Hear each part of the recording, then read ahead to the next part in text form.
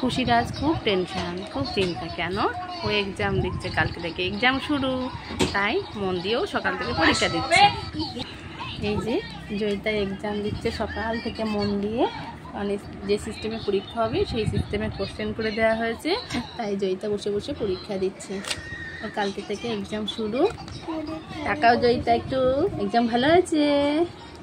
হ্যাঁ, প্রায় টাইম শেষ, ও এক্সাম দিচ্ছে, কালকে থেকে এক্সাম শুরু। খুব টেনশানে আছে। কেন ওর টেনশানটা একটু বেশি? কেন? ও ক্লাসে ফার্স্ট গার্ল, তাই ওকে জায়গাটা ধরে রাখতে হবে, তাই জন্যই টেনশানটা একটু বেশি।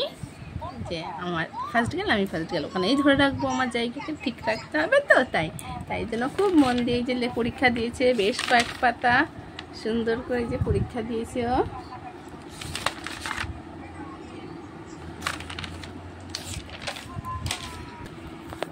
ওই যে এটা লিখছে,